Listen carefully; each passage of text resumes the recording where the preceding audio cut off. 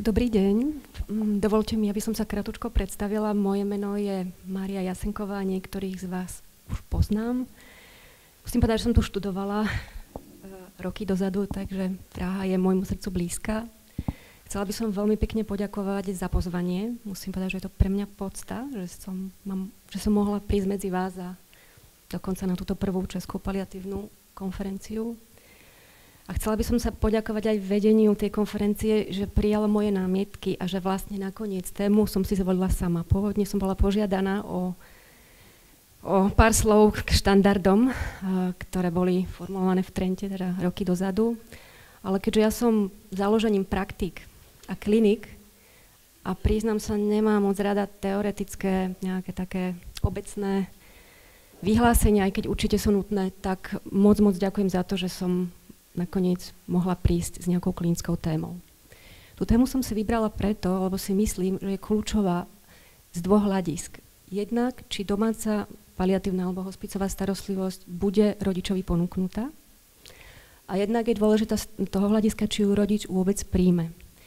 Pretože najčastejšou obavou rodiča, ktorý má smrteľne choré dieťa, aj keď to možno znie tvrdo, a zvažuje, kde s takýmto dieťaťom chce byť, je, že si svoje dieťatko zoberiem domov, ale môže dôjsť náhle k zhoršeniu zdravotného stavu tak, že moje dieťa bude neznesiteľne trpieť a ja nebudem vedieť, čo mám s ním robiť a je to pre mňa nepriateľné. Takže táto obava je jednou z najčastejších obav, prečo sa rodičia boja svoje dieťa zobrať domov z jednej strany, aj keď z druhej strany možno niekde v hĺbke duše tušia. Stretla som mnoho rodičov po úmrtí, ktorí ľutovali, že si svoje dieťa domov nakoniec nezobrali, pretože mnohé deti, určite nie všetky, si prajú byť doma. Zároveň je to aj veľmi častá obava zodpovedného lekára, že ja pošlem svojho pacienta, za ktorého nesiem aj morálnu a samozrejme aj právnu zodpovednosť domov. Náhle dôjde k zhoršeniu zdravotného stavu, to dieťa bude neznesiteľne trpieť, čo je eticky nepriateľné pre, myslím si, všetkých lekárov a zároveň to môže mať aj právne dôsledky. Takže manažment tejto témy je kľúčom k tomu, aby sa deti a rodičia rozhodli, že chcú ísť domov a aby sme sa my lekári menej báli, že takéto deti domov posielame.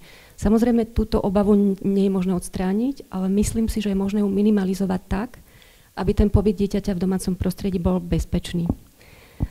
Ja pracujem v Plamienku, čo je detský domáci mobilný hospíc už 15 rokov, takže venujem sa hlavne tej klinickej práci s deťmi a rodinami. Je to hospic, ktorý pokrýva približne tretinu Slovenska a rada by som vám ukázala, akým spôsobom manažujeme krízové stavy v domácom prostredí my.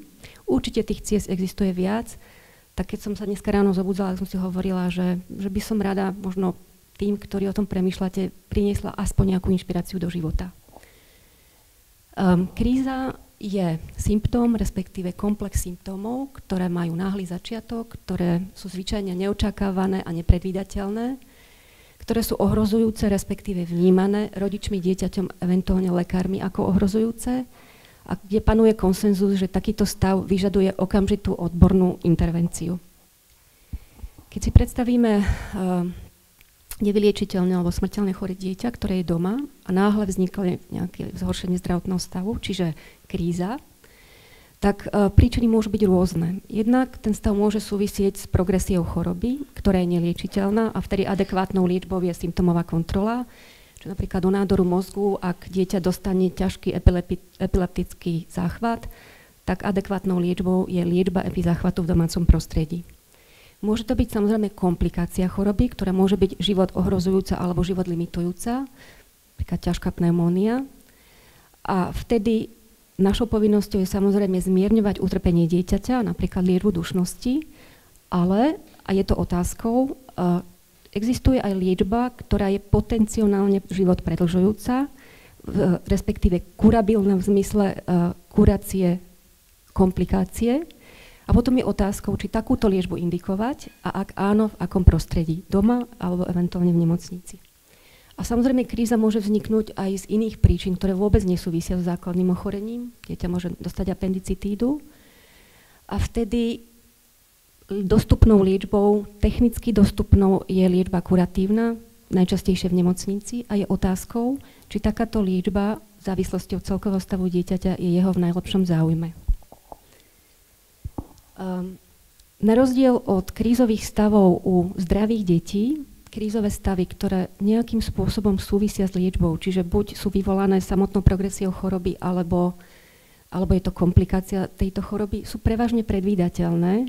Hovorím prevažne, pretože vždycky nás niečo prekvapí, čo je obrovská výhoda paliatívnych pacientov v úvodzovkách. Je možné sa na ne aspoň čiastočne pripraviť a dokonca niektoré preventívnymi opatreniami sa môžeme vyhnúť, eventuálne ich významne zmierniť alebo znížiť ich frekvenciu. A preto z istého pohľadu okamžitá intervencia je možná. Manažment krízových stavov v domácom prostredí, myslím, že nikto nebude pochybovať, že je náročný. To, čo nám v Plamienku pomohlo ich lepšie zvládať, je uvedomiť si, v čom spočíva náročnosť týchto intervencií. V prvom rade je to otázka rozhodovania a etiky. Aká je príčina toho krízového stavu? V nemocnici máme dostupné mnohé vyšetrenia, ktoré v krátkej dobe nám pomerne rýchlo odhalia príčinu. V domácom prostredí to nemáme, či máme možnosť buď sa pokúsiť to odhadnúť s nejakou väčšou alebo menšou pravdepodobnosťou, alebo to dieťa transportovať do nemocnice, čiže pracujeme s ďaleko väčšou neistotou z hľadiska diagnostiky ako v nemocnici. A druhá otázka, aké sú reálne dostupné možnosti riešenia, či existuje iba symptómová liečba dostupná, alebo existuje nejaká život predĺžujúca, ako intenzívna a kde, teda doma alebo v nemocnici, a aké sú rezervy dieťaťa zvládnuť takúto intenzívnu liečbu a čo je v jeho najlepšom záujme. Sú to otázky, na ktoré neexistujú jednoznačné odpovede a hľadanie týchto odpovedí je proces, ktorý sa snažíme započať ďaleko predtým, než tá kríza ešte vznikne asi, ale to pravdepodobne bolo už vypovedané viackrát. Náročnosť krízovej intervencie spočíva v komunikácii. Málo kto, včítane nás, lekárov, napriek tomu, že máme skúsenosti, je schopný analyticky a dobre rozmýšľať v krízovom stave. Väčšinou tá úzkosť a obavy z toho, čo sa deje, je tak veľká, ja tomu hovorím, že sa mozog nejakým spôsobom zablokuje a preto je výhodné o týchto veciach hovoriť ďaleko skôr.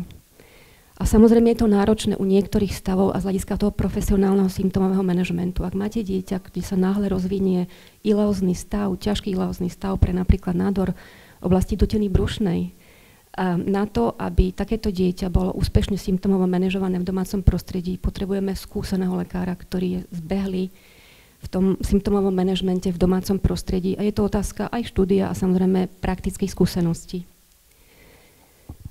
Z tých našich skúseností alebo z toho nášho obdobia tie najčastejšie náhle vzniklé krízové stavy, ktorým sa snažíme buď sa im venovať včas alebo im predchádzať, ak sa to dá, je v prvom rade ťažký epileptický záchvat, ťažké život ohrozujúce alebo fatálne krvácanie, či už je to do CNS, najčastejšie teraz z tých našich skúseností do GITu alebo z respiračného traktu, alebo náhle vznikla dušnosť a zástava dýchania. Naschvál som tu nedala náhle vzniklú bolesť. Priznám sa, že bolesť z môjho pohľadu je veľmi dobre manažovaný symptóm a že ak je niekto, kto má s tým skúsenosti, tak sa nám nepamätám, kedy stalo, že by to bol problém extrémny, ktorý vzniká zo sekundy na sekundu. Väčšinou sa tá bolesť vyvíja hodiny, eventuálne dni. V tých ďalších zátvorkách krízových stavov, ktoré ale nevznikajú zo sekundu na sekundu, ktoré boli náročné, alebo ktoré vnímame náročné na riešenie, sú životohrozujúce infekcie u paliatívnych pacientov v domácom prostredí, a to najmä z hľadiska rozhodovania a intenzity liečby. A potom sú to niektoré také ileózne stavy, ktoré predtým tieto deti vlastne zomierali na jednotkách intenzívnej starostlivosti alebo na ISK, alebo na árach. Akým spôsobom sa snažíme zmierniť obavu rodičov alebo aj našu obavu, tak aby manažment krízových stavov v domácom prostredí bol čo najbezpečnejší, aby tá liečba bola rýchla a účinná.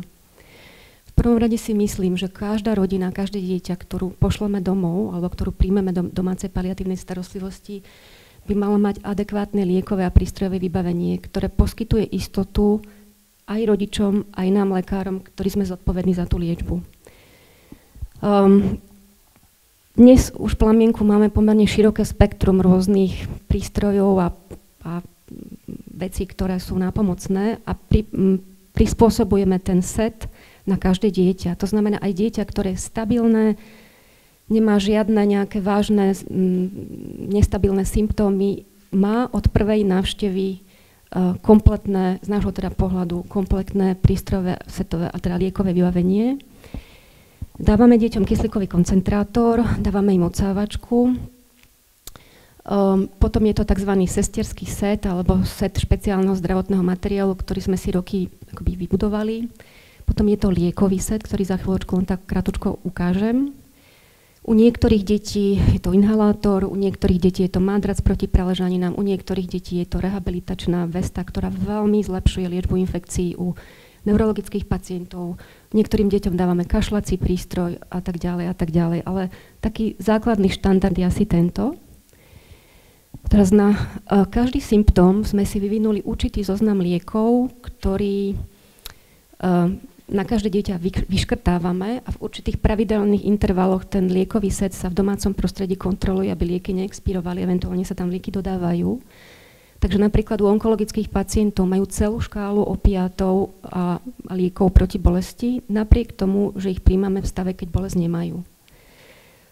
Používame aj venózne lieky, ale vyhýbame sa intravenóznemu prístupu, takže za posledný rok, kedy sme mali cez 40 detí, sme to asi použili 3-krát.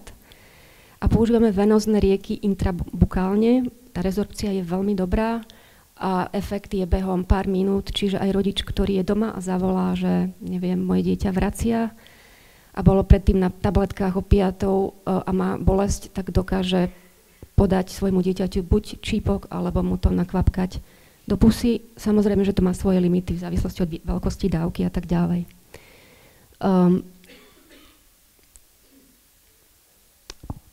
Čiže to je liekové a prístrojové vybavenie.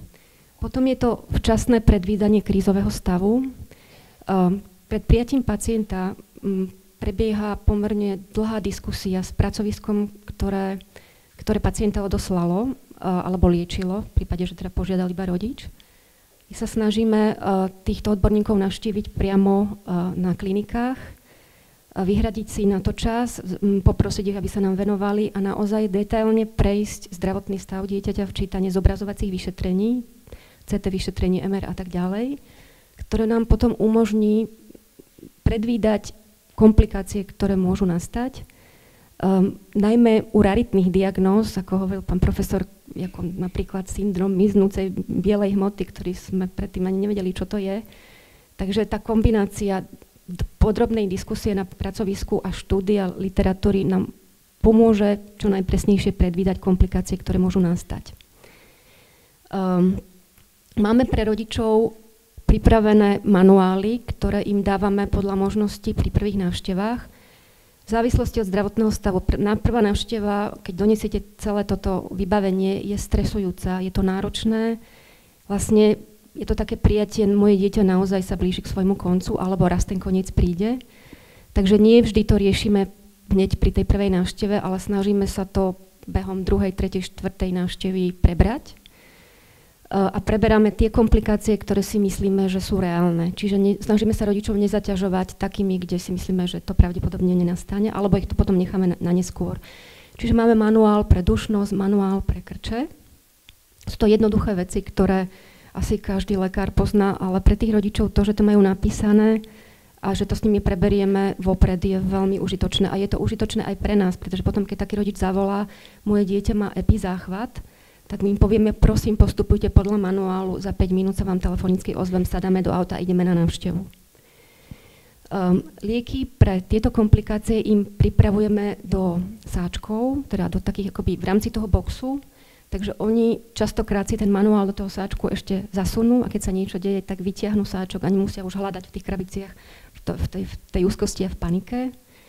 Sú to veľmi jednoduché sáčky, toto je pre liečbu krčov a dušnosti, kde máte rektálny diazepam, rektálnu rúrku, striekačku, spojku a z liekov ešte pridávame morfín a dormikum, ktoré dávajú teda bukálne. Podobný manuál máme aj pre ťažké fatálne krvácanie alebo životohrozujúce krvácanie, kde ešte pridávame gelaspon a tie lieky sú viac a etamsilát, čiže dicinon, ktorý síce efektívny moc nie je, ale aspoň niečo ten rodič môže pre to dieťa urobiť. S týmto vybavením a pri prebratí toho, čo sa môže stať a podrobného postupu sa nám podarilo aj tak ťažké stavy, ako je závažné koncové krvácanie pri Alagille syndróme z plúc, zvládnuť doma s následným komentárom rodičov s niekoľkými mesiacmi po úmrtí, že sú radi, že boli doma a že vnímali, že ich dieťa netrpelo neznesiteľne. Čiže je to možné. Mnohokrát som stretla kolegov, ktorí povedali, takéto dieťa predsa doma nemôže byť, to sa doma nedá zvládnuť. Nehovorím, že to nie je bez rizika, ale zvládnuť sa to dá. Včasné predvídanie vyžaduje pravidelné návštevy doma. To znamená, keď mne rodič zavolá, tak ja to dieťa poznám, nestačil by mi len telefonát, potrebujem mať s ním osobný kontakt. Znamená to mať vzťah s rodičmi a podrobne ich o tom informovať, čo sa deje a čo sa môže diať. Moja skúsenosť z nemocnice je, že väčšinou o komplikáciách, ktoré sa môžu diať, nehovoríme s rodičmi tak často, ako v domácom prostredí. A tie možnosti zvažujeme vopred, aj keď definitívne rozhodnutie samozrejme padne až v kríze, vtedy, keď sa deje. Ja neviem, môže nastať ťažká, závažná, životohrozujúca bronchopneumónia, bude sa to prejavovať tak a tak. Máme možnosti skúsiť podať perorálne antibiotika doma, počkať 24 hodín. Máme možnosti liečiť ho rovno v nemocnici, čiže môžeme dieťa odtransportovať do nemocnice. Môžete sa z tej nemocnice vrátiť, ak by ste videli, že napriek tomu, že bol v nemocnici intenzívna IV liečba, nevedie k zlepšeniu stavu. Čiže bavíme sa o tom, aké sú cesty a potom už keď k tej kríze dôjde, tak mi príde, že to rozhodovanie je o niečo jednoduchšie.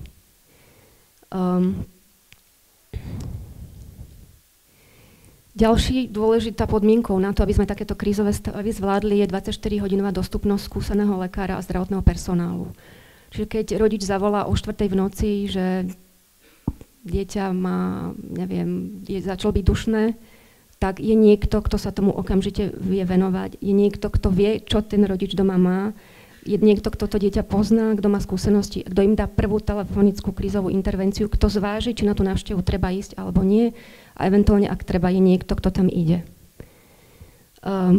Príjmame deti do 2 hodín jazdy od Bratislavy kvôli bezpečnosti. Táto hranica sa nám ukázala ako primerane bezpečná, že aj deti, ktoré napríklad dostali ťažký epizáchvat a dostali tú prvú, či už teda my používame diazepam alebo chlorálhydrát, liečbu, že to stačí do doby, kým prídeme tam a potom podľa toho, aká je príčina, eventuálne po konzultácii s ďalšími odborníkmi, riešime s nimi spolu, čo ďalej. A dôležitá je spolupráca s odborníkmi z jednotlivých odborov, pretože paliatívna starostlivosť v detskej oblasti je veľmi rozmanitá. Či už sú to metabolické, neurologické ochorenia, vrodené, problematika detí do 1 roka je špecifická, aj keď paradoxne týchto detí je najviac. Deti do 1 roka. Takže je to taká oblasť, kde sa človek učí stále niečo nové a má kontakt vlastne s inými odborníkmi. Hospitalizácii dieťaťa sa my nikdy nevyhýbame, takže ak rodina a dieťa chcú ísť do nemocnice, tak sa tam vždy môžu vrátiť. Tým, že sa snažíme s nimi mať čo najúžší kontakt, tak ak takáto možnosť ju predvídame, tak im voláme dopredu. Takéto a takéto dieťa máme, má také a také komplikácie, zatiaľ je doma, nevieme, ako sa stav bude vyvíjať. Ak by chceli ísť do nemocnice, prosím vás, mohli by sme ich poslať.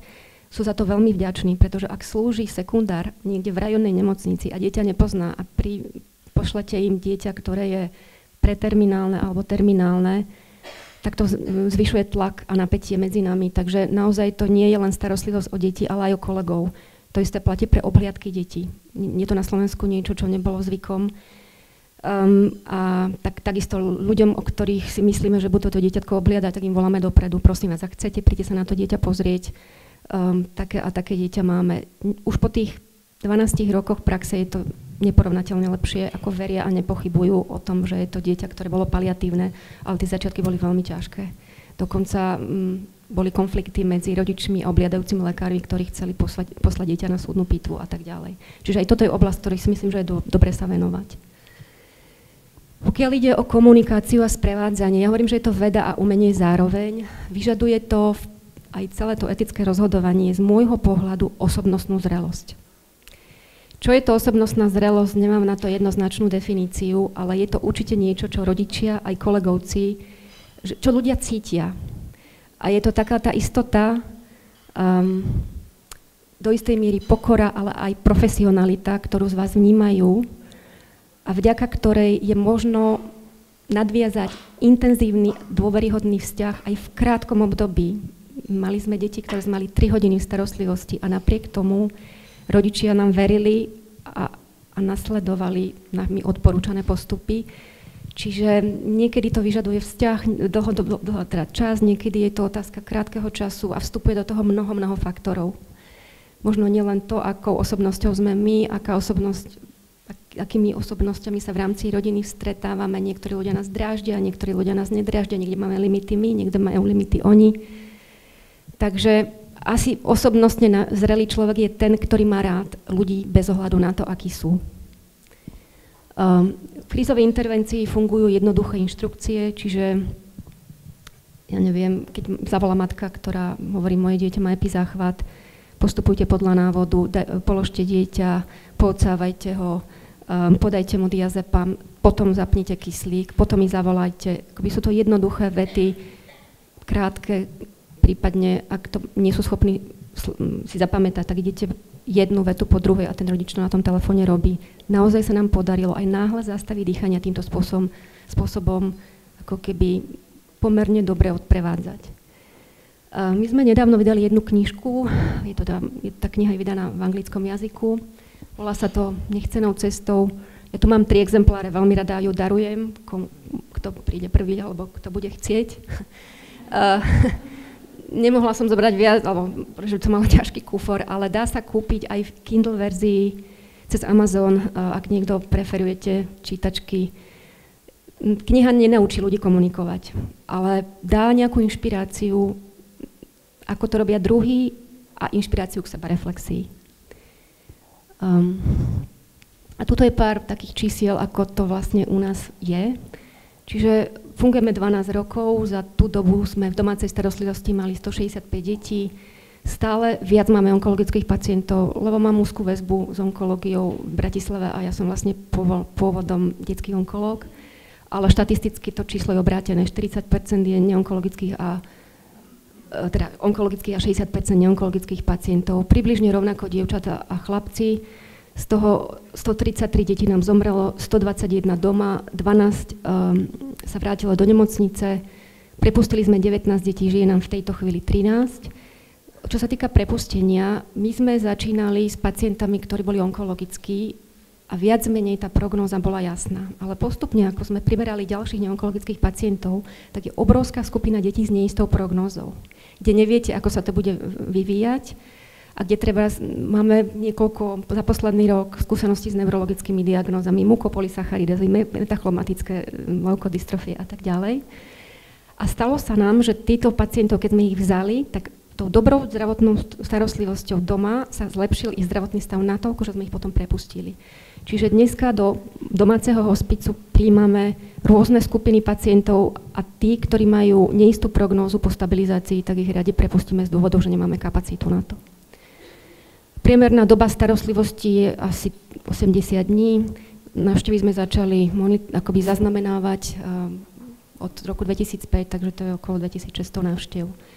Krízové stavy, tieto 3, krče, dušnosť, respektíve zastava dychu a krvácanie, je to koľko? 13 pacientov, čiže necelých 8%. Čiže nie je to tak časté, ako sa možno obávame, aspoň teda z tých našich skúseností.